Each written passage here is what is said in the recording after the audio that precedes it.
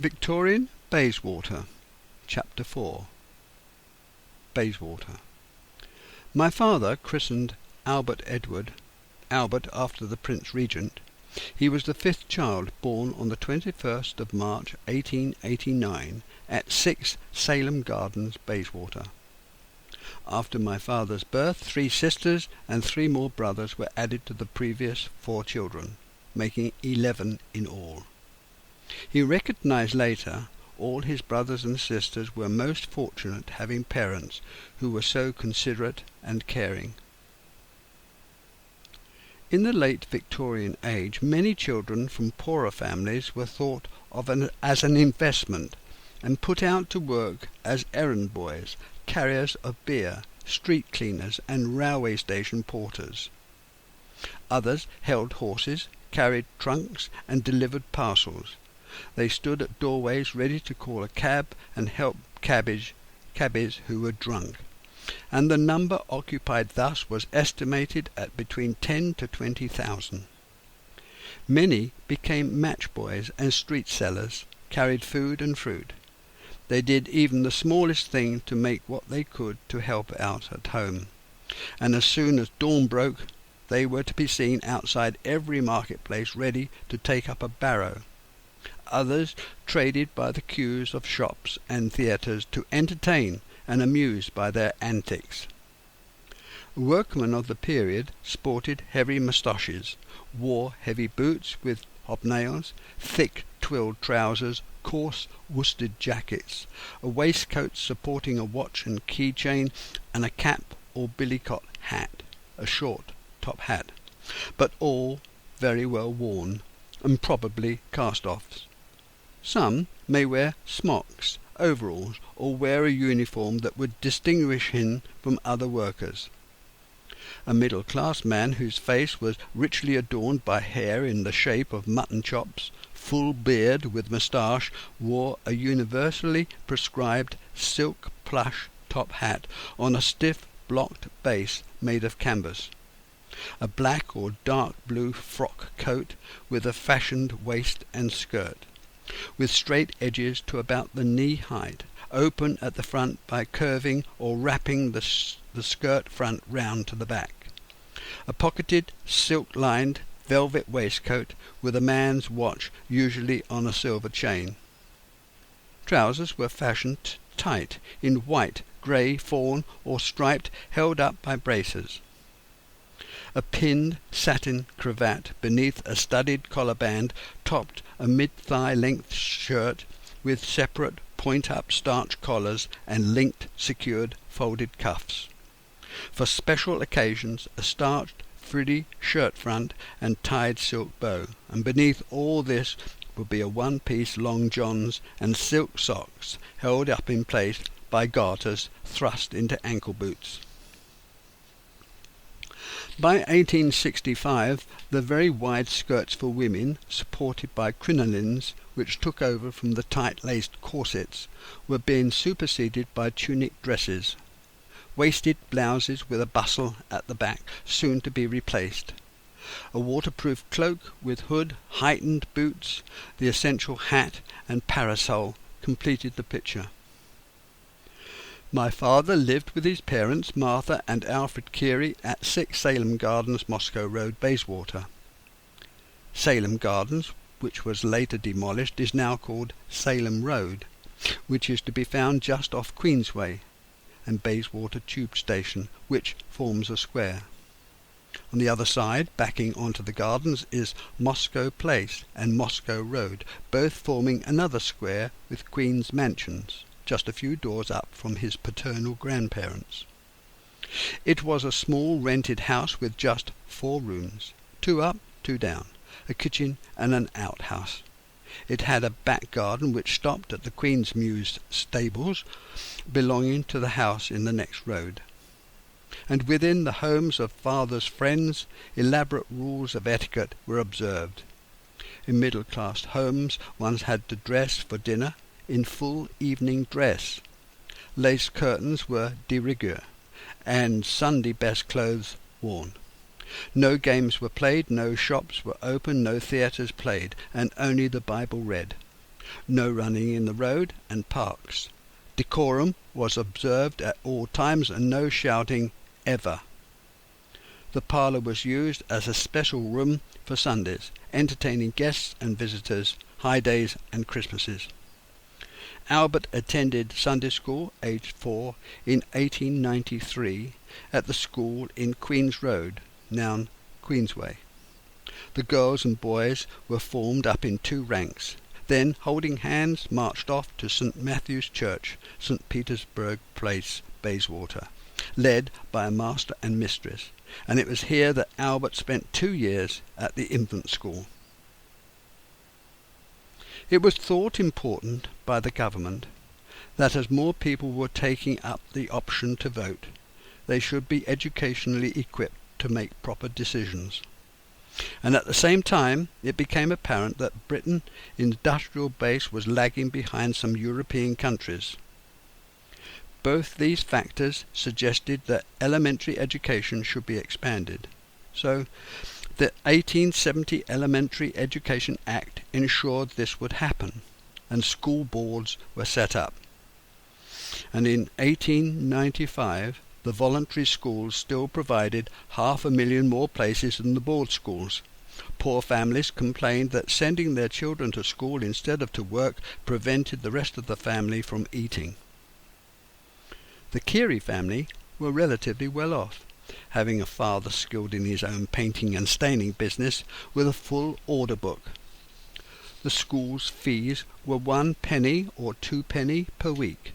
There was, however, a considerable variation of fees depending on the numbers of children from one family going to the same school, or whether there was sickness or lack of footwear, a fairly common occurrence.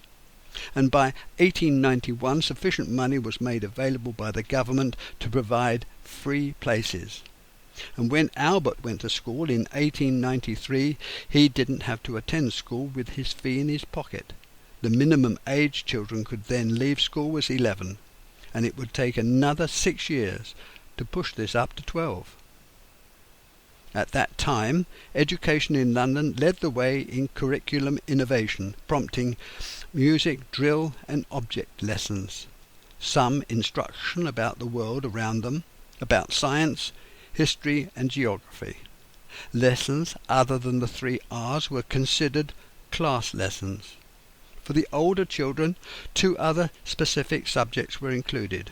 The question about the provision of a piano was much debated, and finally it was left to the head teacher, knowing what funding from grants was available. At around the age of 12, children who went to church were confirmed.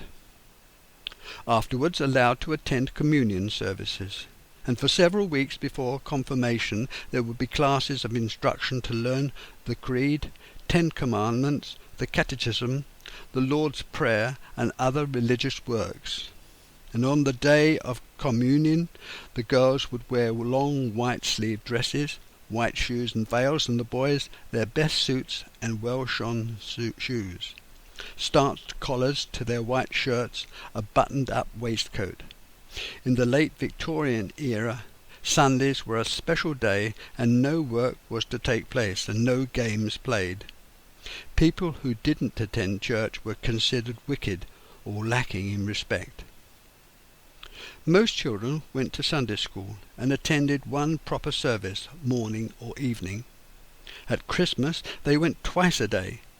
The Sunday school lessons consisted of Bible readings, instructions, and the righteous stories with a moral theme, and learning the collect, which is a single prayer of the day. Picture stamps of Bible scenes were collected and mounted into an album. Hymns for young children were sung to the accompaniment of a piano, and all the people were dressed in their Sunday best. Children in particular were to sit, usually always, in the same pew. The congregation knelt down and said a prayer for forgiveness for doing wrongdoings before the service began. The high altar, a covered table, was reached by several steps around which were displayed several oil paintings depicting biblical scenes. The chancel was imposingly large, being separated from the body of the church by a wrought iron grille. Were always on hand many servitors, functionaries, in high church dress. The service was intoned and sung, except the lessons. There was a special service for women who had given birth. This was called churching for women, and was a service to cleanse her and release her from sin. There was no such thing as feminism or a feminist movement. Why should this only be for women was never explained, nor how they had been sinful. At St. Matthew's Church, pews could be rented. When the upper classes, particularly the nobility and aristocracy, attended the service, a footman followed them in. He was dressed in frock coat, white skin-tight trousers and buckled shoes, whose job it was to carry a Bible and prayer book, to be handed over to their masters at the door. Pew openers directed the ordinary parishioners into their strictly graded, rented and paid-for seats. My father went on to say that in his mother's day these titled folk were ushered into their pews, which had their doors and sometimes separate internal roofs, by attendants who saw them in, spread blankets over their legs, and those attendants were women who had black poke bonnets and white aprons. Services were known by heart, particularly the hymns, and the sermons were often long and difficult to hear because of the echo. The rector constantly instructed his parishioners that they should worship all day Sunday. However, the evening services were those best attended. The aristocracy attended church in the mornings, and in the evenings by their servants, who were too busy at their household tasks and looking after the horses and farm animals to find time during the day.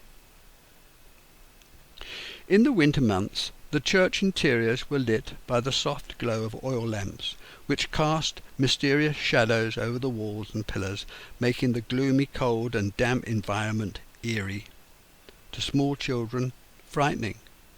The congregation sat in the same seat every week, and woe betide if you sat in somebody else's pew. You always had to be on your best behaviour. My father knelt down with everyone else and said a prayer, asked for forgiveness before waiting for the service to begin.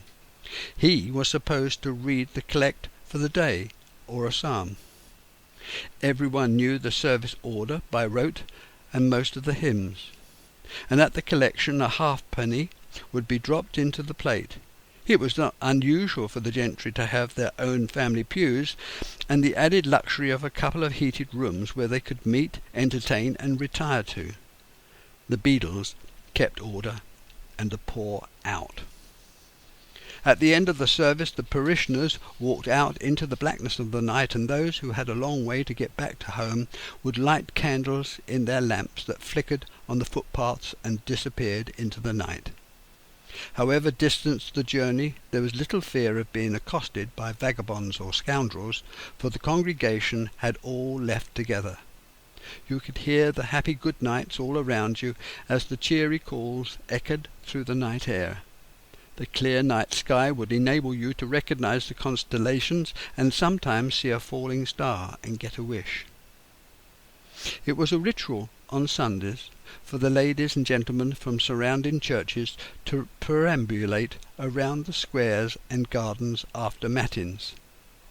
This walk ended up strolling down Lancaster Walk, past Speke's Monument, and further still on to the Albert Memorial. This walk was termed the Parade, and it was here that the bonneted women and attending dandies would be bobbing up and down, to their nodding to their acquaintances, all showing off their latest fashions. The riders have a similar parade. Both men and women wore top hats. The women rode side saddle. The society dandies and their simpering belles disported in their broche while chattering loudly, fluttering their fans. And some of the small children would be riding their ponies beside their parents, giggling and chattering like sparrows. The nannies would be pushing the enormous sided prams, the largest of which displayed wealth, kept to the railings path. Regent's Park, planned by Nash, displayed the zoological exhibits, was a favourite place for them to go, needing 1 shilling for the pleasure. This display, performed by the rich, occurred in all of London's royal parks.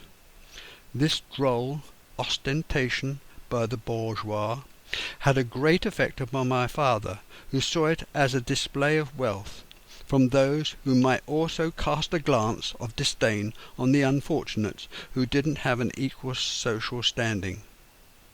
Although he always voted Conservative, he was fully aware of the injustices in society, and couldn't abide pomposity. After church my father would walk to the top of the road towards Kensington Gardens, and at that time Princess Louise, Duchess of Argyll, occupied the royal palace of Kensington. And when he got to the park he had to walk and never run, because the park keeper would soundly admonish him for desecrating the Sabbath day. Regent's Park was never just the preserves of aristocrats. About a third of occupants of Nash's Terrace were in business. So Kensington Gardens was not open to the public for its first 10 years after its inauguration, but kept as a private great park for royalty. City life was one of organised chaos. There were few women, particularly in public areas, and there was always a changing shift of people, mainly men, to and from work. Clerks were in abundance, being the main form of employment for the non-servant classes, and they would not only populate their offices but be rushing, delivering letters, plans and manuscripts. The water carts would be out laying the dust. Crossing keepers, dressed in their uniforms, were keeping their particular spots clean of mud and dung. The pot boys and shop staff lifting open the hatches to the cellars, rolling back the blinds and pulling open the shutters.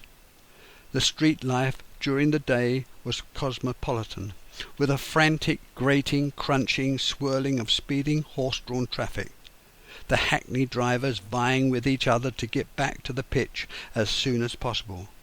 Where the worst they were darting here and there without a by your leave, and during early mornings and after work the streets returned to almost village life. Over and behind the shops family life progressed. There were 3 main commercial and business groups.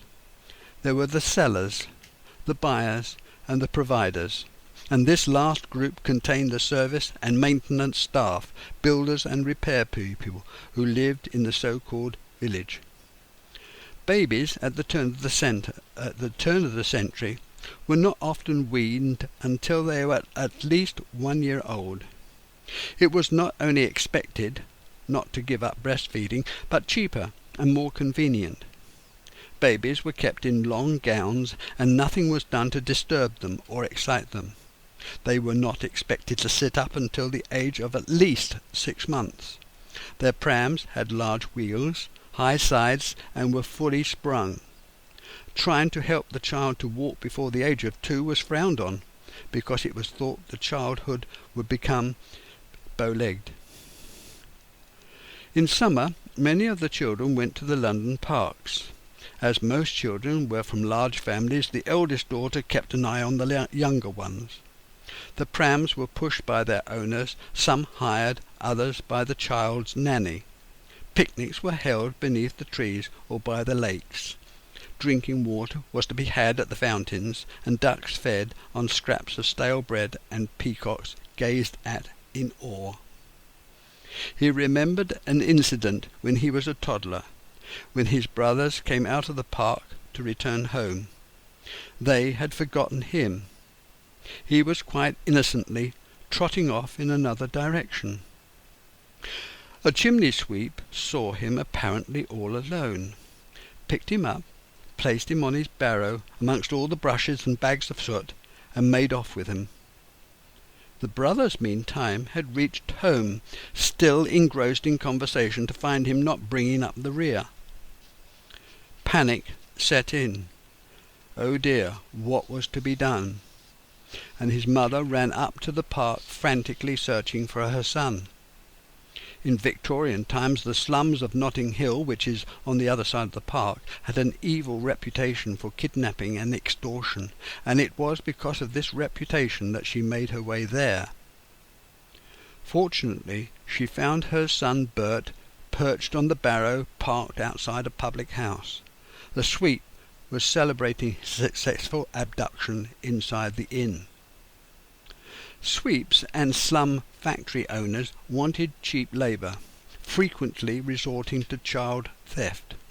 Small children were used by sweeps to descend narrow chimneys, especially the bends used in the chimneys to obtain a better draught, and being lowered from the top, scraping and sweeping whilst they were lowered, the soot being collected at the bottom.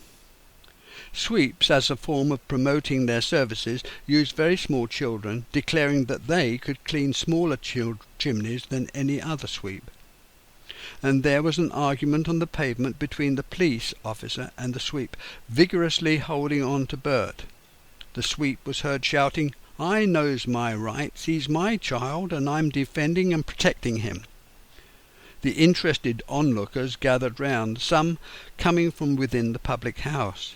They heard my father calling out to his mother, whilst furiously trying to clamber into her arms. The crowd supported my grandmother, calling to the police officer to do his duty. That decided it, for the police officer, who, taking the infant from the cart, returned the child to its parents, telling the sweep of possible summons if he didn't be quiet.